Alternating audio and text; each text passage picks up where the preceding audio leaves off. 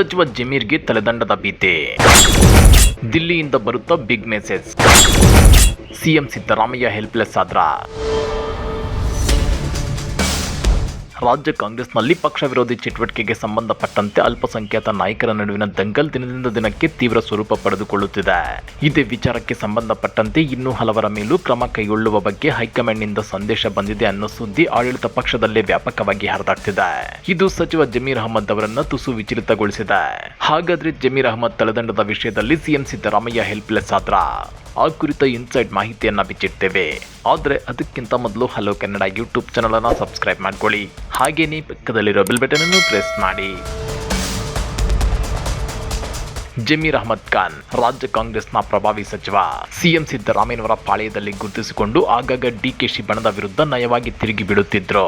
ಆದ್ರೀಗ ದಾವಣಗೆರೆ ದಕ್ಷಿಣ ಕ್ಷೇತ್ರದ ಬೈ ಎಲೆಕ್ಷನ್ನಲ್ಲಿ ಪಕ್ಷದ ಅಭ್ಯರ್ಥಿ ಪರ ಪ್ರಚಾರ ನಡೆಸಿಲ್ಲ ಅನ್ನೋ ಅಪವಾದವನ್ನ ಎದುರಿಸುತ್ತಿದ್ದಾರೆ. ಅಷ್ಟೇ ಅಲ್ಲ, ಈಗಾಗಲೇ ರಾಜ್ಯ ಕಾಂಗ್ರೆಸ್ನ ಅಲ್ಪಸಂಖ್ಯಾತ ನಾಯಕರ ತಲೆದಂಡವಾದಂತೆ ಸಚಿವ ಜಮೀರ್ ಅಹಮದ್ ಅವರ ಸಚಿವ ಸ್ಥಾನಕ್ಕೂ ಕುತ್ತು ಬರುತ್ತೆ ಅನ್ನೋ ಮಾತುಗಳು ಕೇಳಿಬರುತ್ತಿವೆ. ಈ ನಡುವೆ ಮುಖ್ಯಮಂತ್ರಿ ಸಿದ್ದರಾಮಯ್ಯನವರೊಂದಿಗೆ ಸುಮಾರು 1.5 ತಾಸು ದಾವಣಗೆರೆ ಚುನಾವಣೆಗೆ ಸಂಬಂಧಪಟ್ಟಂತೆ ಸಚಿವ ಜಮೀರ್ ಅಹಮದ್ ಖಾನ್ ಚರ್ಚೆ ನಡೆಸಿದ್ದಾರೆ. ಈ ವೇಳೆ ಸಿಎಂ ಸಿದ್ದರಾಮಯ್ಯ ಹೈಕಮಾಂಡ್ನಿಂದ ಬಂದ ಸಂದೇಶದ ಸುಳಿವನ್ನ ಕೊಟ್ಟಿದ್ದಾರೆ. ಇದರ ಬೆನ್ನಲ್ಲೇ ಸಚಿವರು ದಿಲ್ಲಿಗೆ ಹಾರಲು ನಿರ್ಧರಿಸಿದ್ರು. ಆದರೆ ವರಿಷ್ಠರು ಬ್ಯುಸಿ ಆಗಿರೋದ್ರಿಂದ ಭೇಟಿಗೆ ಅವಕಾಶ ಸಿಗುವ ಸಾಧ್ಯತೆಗಳು ತುಂಬಾ ಕಡಿಮೆ. ಹಾಗಾಗಿ ಕೊನೆ ಕ್ಷಣದಲ್ಲಿ ಪ್ರಯಾಣ ಮುಂದೂಡಿದ್ದಾರೆ ಅನ್ನೋ ಮಾತುಗಳು ಕೇಳಿಬರುತ್ತಿವೆ. ಕ್ರಮ ಖಚಿತ, ಆದ್ರೆ ಅದು ಯಾವುದೋ? ಪಕ್ಷ ವಿರೋಧಿ ಚಟುವಟಿಕೆ ಆರೋಪದ ಹಿನ್ನೆಲೆಯಲ್ಲಿ ಈಗಾಗಲೇ ಅಬ್ದುಲ್ ಜಬ್ಬಾರ್ ಮತ್ತು ನಸೀರ್ ಅಹಮದ್ ಮೇಲೆ ಕ್ರಮ ಆಗಿದೆ. ಮುಂದುವರೆದ ಭಾಗವಾಗಿ ಇನ್ನು ಕೆಲವರ ವಿರುದ್ಧ ಕ್ರಮ ಕೈಗೊಳ್ಳುವ ಸೂಚನೆ ಇದೆ. ಆದ್ರೆ ಆ ಕ್ರಮ ಯಾವ ರೀತಿ ಇರಬೇಕು, ಅದರ ಪರಿಣಾಮ ಪಕ್ಷದ ಮೇಲೆ ಹೇಗೆ ಆಗಬಹುದು, ತಕ್ಷಣಕ್ಕೆ ಕ್ರಮ ತೆಗೆದುಕೊಳ್ಳಬಹುದಾ ಅಥವಾ ಸಂಪುಟ ಪುನರಚನೆ ವೇಳೆ ಕ್ರಮ ತೆಗೆದುಕೊಳ್ಳಬಹುದಾ ಅನ್ನೋ ಚರ್ಚೆಗಳು ನಡೆದಿವೆ ಅಂತ ತಿಳಿದು ಬಂದಿದೆ. ಇನ್ನ ಈ ವದಂತಿಗೆ ಪೂರಕವಾಗಿ ಮಾತನಾಡಿರುವ ಸಚಿವ ಜಮೀರ್ ಅಹಮದ್, ದಾವಣಗೆರೆ ದಕ್ಷಿಣ ಉಪಚುನಾವಣೆಗೆ ಸಂಬಂಧಪಟ್ಟಂತೆ ನನ್ನ ಮೇಲೆ ಕ್ರಮ ಆಗುತ್ತೆ ಅನ್ನೋ ವದಂತಿ ಹರಡಿದೆ. ಮುಖ್ಯಮಂತ್ರಿ ಸಿದ್ದರಾಮಯ್ಯನವರನ್ನ ಭೇಟಿಯಾಗಿ ಈಗಾಗಲೇ ಚರ್ಚೆ ನಡೆಸಿದ್ದೇನೆ. ಕೆಪಿಸಿಸಿ ಅಧ್ಯಕ್ಷರು ಆಗಿರುವ ಡಿಸಿಎಂ ಡಿಕೆ ಶಿವಕುಮಾರ್ ಅವರನ್ನ ಗುರುವಾರ ಭೇಟಿಯಾಗಿ ಮಾತುಕತೆ ನಡೆಸುತ್ತೇನೆ ಅಂತ ಸ್ಪಷ್ಟಪಡಿಸಿದ್ದಾರೆ. ಕಾಂಗ್ರೆಸ್ನಲ್ಲಿ ನಾನು ಬಹಳ ಸಣ್ಣವನು. ನಾನು ಯಾವತ್ತೂ ಜಾತಿ ರಾಜಕಾರಣ ಮಾಡಿಲ್ಲ. ಯಾರು ನನ್ನ ಹೆಸರು ಹೇಳಿ ಆರೋಪವನ್ನು ಮಾಡಿಲ್ಲ. ರಾಜಕಾರಣಕ್ಕೆ ಬಂದ ಮೇಲೆ ಯಾರು ಜಾತಿ ಮಾಡಬಾರ್ದು. ಜಾತಿ ಎಲ್ಲವೂ ಮನೆಯಲ್ಲಿರ್ಬೇಕು.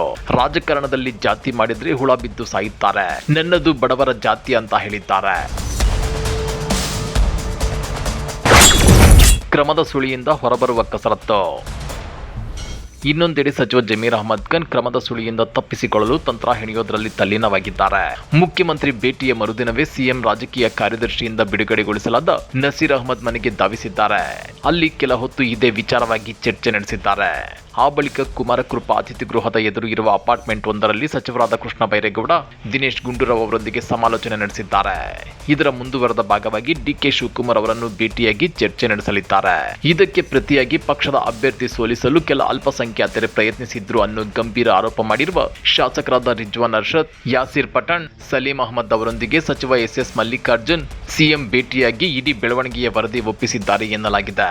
ಅದೇನೇ ಇದ್ರೂ ಸದ್ಯ ಸಿದ್ದು ಆಪ್ತ ಬಣದಲ್ಲಿ ಗುರುತಿಸಿಕೊಂಡಿದ್ದು ಈ ಸಲ ಜಮೀರ್ ಅಹಮದ್ ಅವರಿಗೆ ಸಿದ್ದರಾಮಯ್ಯನವರಿಂದ ರಕ್ಷಣೆ ಸಿಗುತ್ತೋ ಇಲ್ವೋ ಅನ್ನೋ ಆತಂಕ ಎದುರಾಗಿದೆ. ಈ ಬಗ್ಗೆ ನೀವೇನಂತೀರಾ? ಕಮೆಂಟ್ ಮಾಡಿ, ವಿಡಿಯೋ ಲೈಕ್ ಮಾಡಿ, ಶೇರ್ ಮಾಡಿ. ಇಂಥ ಮತ್ತಷ್ಟು ರೋಚಕ ರಾಜಕೀಯ ಸುದ್ದಿಗಳನ್ನ ಮಿಸ್ ಮಾಡದೆ ನೋಡಬೇಕು ಅಂದ್ರೆ ಹಲೋ ಕನ್ನಡ ಯೂಟ್ಯೂಬ್ ಚಾನಲ್ ಅನ್ನ ಸಬ್ಸ್ಕ್ರೈಬ್ ಮಾಡ್ಕೊಳ್ಳಿ.